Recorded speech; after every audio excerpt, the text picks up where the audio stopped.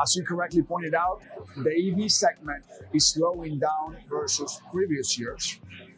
And I think it has to do with the pace of consumer preference and infrastructure. Why is Volkswagen scaling back on making electric cars at its Emden plant in Germany? Turns out people aren't rushing to buy them as expected. In fact, demand for EVs is much lower than Volkswagen predicted, around 30% lower. Manfred Wolf, the boss at the Emden plant, mentioned that folks just aren't keen on electric rides right now. VW blames this on fewer subsidies for EV buyers in Europe and the pinch of rising prices. The company's EV operations have been affected by this decline. Along with the production cut at the Emden plant, 300 out of the 1,500 employees involved in EV production at the facility are being laid off. Even though there has been a surge in the adoption of EVs in recent years, manufacturers are reportedly growing concerned that EVs are starting to become less attractive due to their premium cost. Battery-powered cars, after all, cost approximately £10,000 more than their petrol-driven counterparts. The price gap between electricity and fuel has also narrowed, as noted in a report from The Telegraph. VW will be delaying the production of its upcoming ID.7 sedan from July to a later date in the year. This is unfortunate, given that the ID.7 seems to be a pretty good contender in the EV sedan market. The VW brand, like other car manufacturers, is currently seeing softening demand for electric cars. Reasons for this include reduced subsidies, higher inflation, and recent longer delivery times due to the shortage of parts. It is expected that demand for all-electric cars will pick up again as the year progresses, with the extensively revised ID.3 and the new ID.7. Attractive new models continue to be launched, as noted by VW UK. Recognizing the need to compete on price in the all-electric car segment, a prototype has been unveiled by VW, the ID.2 All, which is priced at less than £22,000. Additionally, an even more affordable electric car that costs less than £17,500 has been hinted at by Volkswagen CEO Thomas Schaefer. EVs are a tiny piece of the global car market, but a huge bet is being made on them by Volkswagen. No choice has been made. By 2023, it is said that over $30 billion will be spent by VW on EVs, a sum roughly equal to the company's combined profits from 2015 through 2018. By 2023, it is intended for EVs to comprise 40% of its global sales. For Volkswagen's targets to be attainable, significant growth in demand for electric vehicles will be required from the first half of this year, when they accounted for just under 2% of global light vehicle sales. Not much of a choice is available for VW in deciding whether or not to invest in electric vehicles, due to tightening regulations and the aftermath of the Dieselgate scandal. However, the upside of its ambitious EV strategy could increase,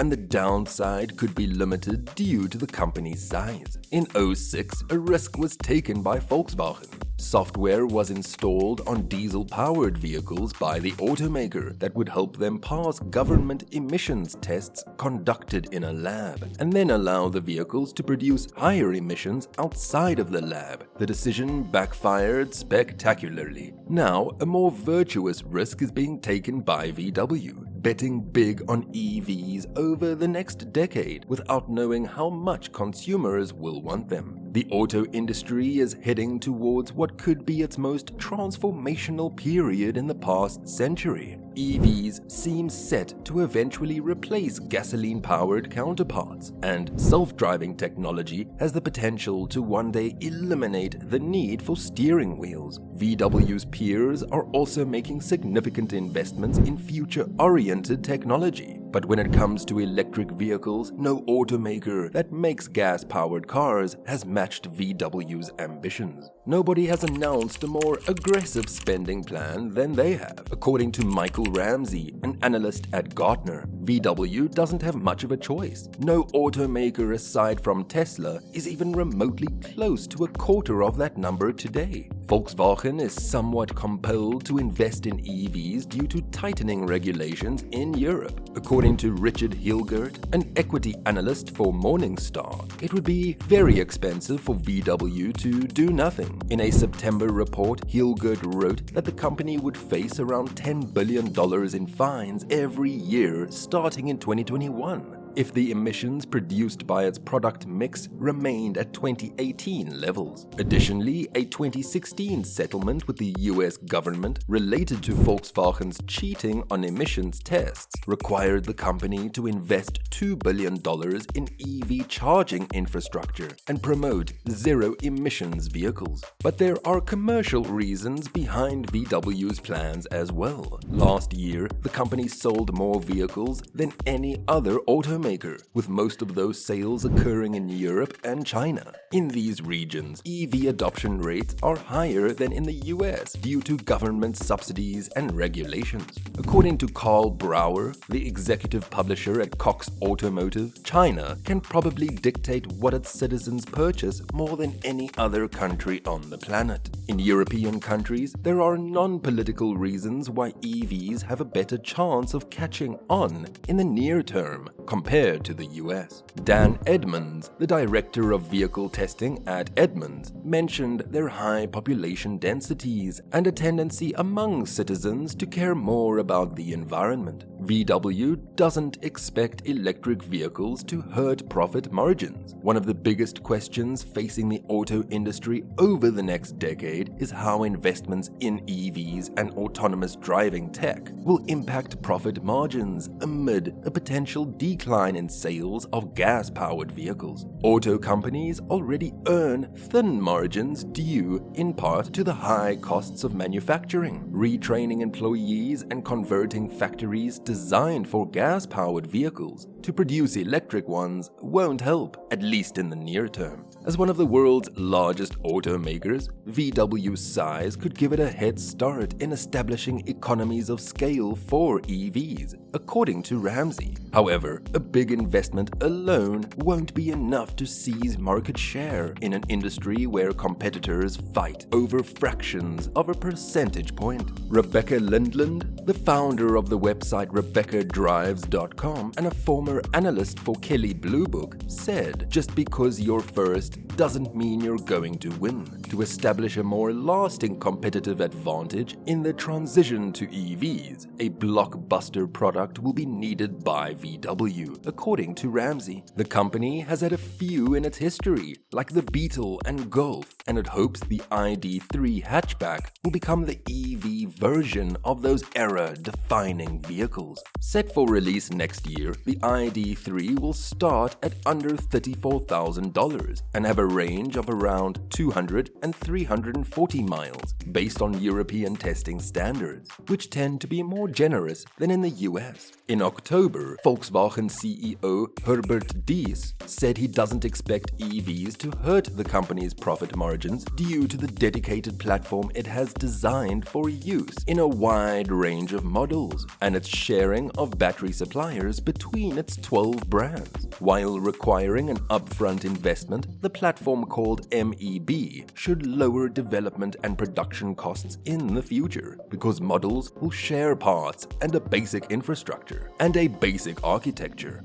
An agreement has been made by VW with Ford to sell its MEB platform, allowing VW to spread its development costs over an even larger number of units. Coordinating the purchase of batteries between brands should give VW more negotiating leverage than if each brand bought batteries alone, creating the opportunity to secure bulk discounts. There are questions about how much EV demand will grow, but it's not entirely clear if customers will want EVs enough to support VW's sales goals due to concerns over range, price, and the availability as well as speed of charging stations. It's hard to imagine, in my view, a big shift to electrification until we see better parity with an internal combustion engine in a lot of different areas, Ramsey said. So far, only Tesla have been able to sell EVs for reasons other than their environmental friendliness, according to Ramsey. Like Tesla, Volkswagen aims to eventually turn EVs into mass-market products, but even China might not be able to induce enough demand for them if its citizens aren't interested, as noted by Brower. VW's size will limit the downside in a scenario where demand does not rise as fast as expected. Unlike a startup like NIO, which has struggled to establish steady sales growth, VW has enough engineers to work on multiple kinds of vehicles simultaneously. Therefore, unexpected soft demand for EVs won't put the company out of business.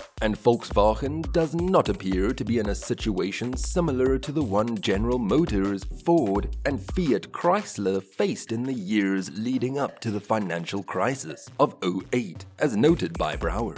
During that time, rising fuel prices hurt demand for SUVs and pickup trucks that they relied on for profits, pushing them towards bankruptcy or near it. VW can always shift its focus back to gas-powered cars if needed. If Tesla had to bet its continued existence on its first mass-market vehicle, the Model 3 sedan, VW's electric vehicle investment plans are not so perilous. In fact, the downside of not being prepared for the eventual transition away from gas-powered vehicles may be greater than the risk of being over-prepared. Do share your thoughts with us in the comments below. Don't forget to hit the like and subscribe buttons. Until next time.